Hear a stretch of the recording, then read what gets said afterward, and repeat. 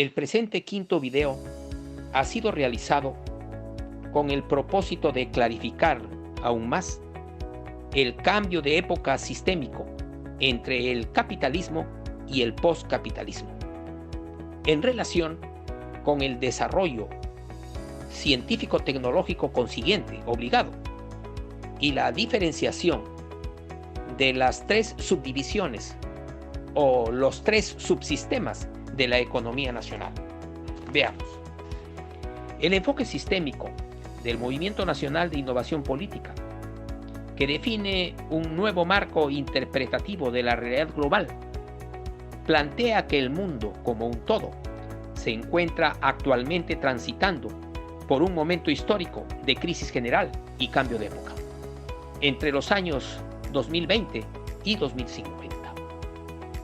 El sistema capitalista aún vigente, que se desarrolla desde mediados del siglo XVIII hasta mediados del siglo XXI, entre 1750 y el 2050 aproximadamente, se está autodestruyendo en todo el planeta y está surgiendo a su vez otra estructura de producción social.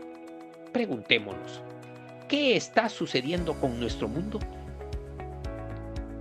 Los factores básicos de producción social del capitalismo, el capital financiero y el trabajo asalariado, son sustituidos como protagonistas sistémicos por el capital cognitivo y el trabajo autogestionario, en el contexto de la apropiación por parte de grandes corporaciones del conocimiento tecnológico a través de patentes y remuneraciones por productividad de laboratorios de científicos y tecnólogos. Igualmente, las viejas fuerzas productivas de la industria son superadas por la robótica, la inteligencia artificial y materias primas alternativas, al mismo tiempo que la mano de obra de operarios dependientes asalariados es superada masivamente por la fuerza de trabajo de especialistas autoprogramados. Hagamos un primer paréntesis para explicar las categorías que hace unos instantes hemos planteado. En primer lugar, el capital cognitivo. Nos referimos al conocimiento patentizado y mercantilizado por grandes corporaciones y que generan ganancias inusitadas. En segundo lugar, hemos hecho referencia a las viejas fuerzas productivas de la industria. Entendemos como tales a los medios de producción industriales como instrumentos, máquinas, implementos y materias primas, y la fuerza de trabajo de obreros manuales. En tercer lugar, hemos hecho referencia a las materias primas alternativas del postcapitalismo. Nos referimos a los biocombustibles, al grafeno, al gas limpio, a las resinas variadas, a nuevos materiales, etc. En tal sentido, toda organización política o social importante está obligada a contar con un enfoque de validez universal que contemple los grandes cambios y transformaciones mundiales, permita la creación de nueva riqueza y construya espacios de desarrollo desconocidos hasta hoy. El no contar con un enfoque de esta importancia origina que estas organizaciones se sustenten en teorías sociales empobrecidas y promuevan concepciones reduccionistas del desarrollo humano y de su propio desarrollo institucional. Esto último, a su vez, ocasiona que, en la medida que asuman mayores responsabilidades sociales, las decisiones que tomen serán cada vez más perjudiciales para los pueblos que supuestamente representan. Así, la situación de crisis final del capitalismo global y transición postcapitalista que vivimos en todo el planeta obliga a efectuar cambios radicales en el concepto del desarrollo humano, de tal forma que los movimientos de innovación política y social de un país alcancen a concebir el desarrollo científico-tecnológico del cambio de época como la misión que guía sus programas de acción.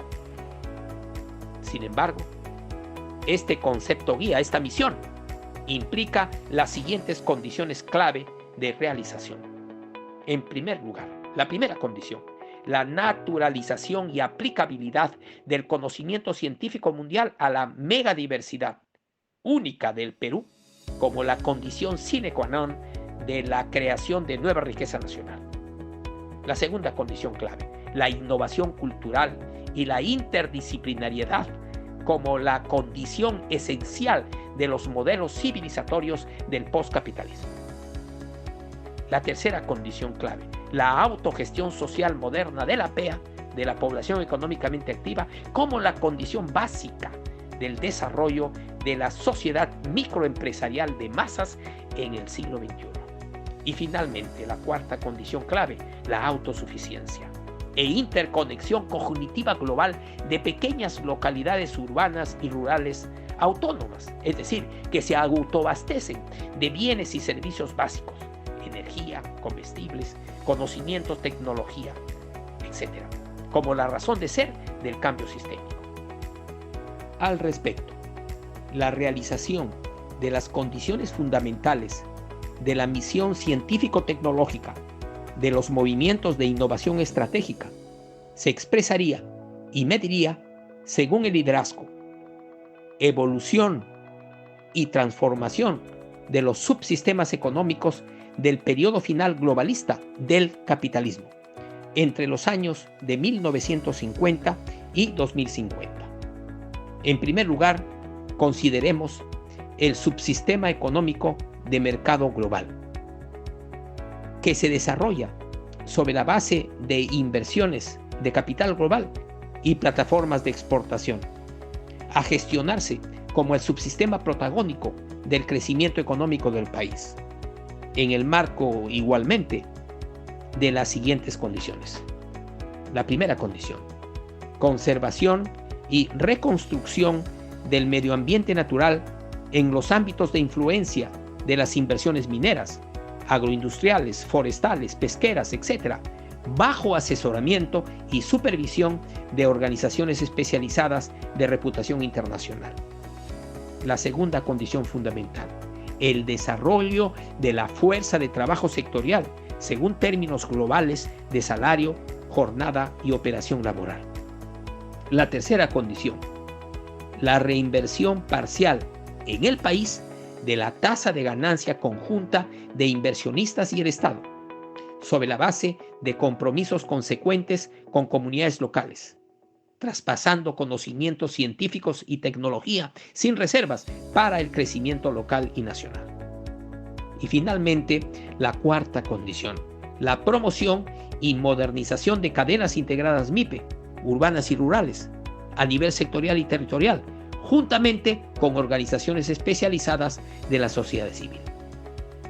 Consideremos el segundo subsistema, el subsistema económico estatal paraestatal, el cual se desarrollaría, como en todo el mundo, avanzado o desarrollado sobre la base de la inversión estatal y gestión paraestatal inéditas en los ámbitos de la creación de conocimiento científico en relación con la megadiversidad nacional que conforman actualmente, en el marco de la sociedad cognitiva emergente, los verdaderos sectores estratégicos y el verdadero enfoque del desarrollo de una economía nacional de cambio de época, superando las anacrónicas preocupaciones industriales de la llamada clase política, teniendo en cuenta que este subsistema sería el modelo directriz del desarrollo económico del país.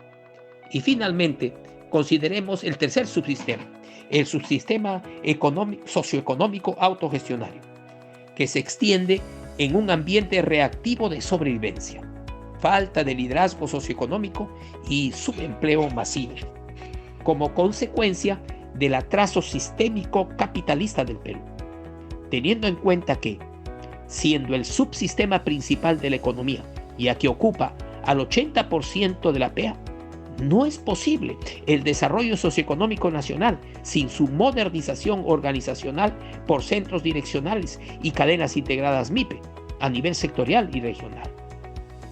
Hagamos un segundo paréntesis para definir dos categorías planteadas hace un instante. El atraso sistémico capitalista del Perú, en primer lugar. Los países subdesarrollados del hemisferio sur, como el Perú, que no habían desarrollado por sí mismos formas económicas y sociales de tipo capitalista, sino desde y para el extranjero, en coexistencia con formas de producción medievales y comunales en la mayor parte de su territorio, comenzaron de pronto, entre los años 1980 y 1990, una gran reestructuración sistémica nunca antes vista desde la conquista española.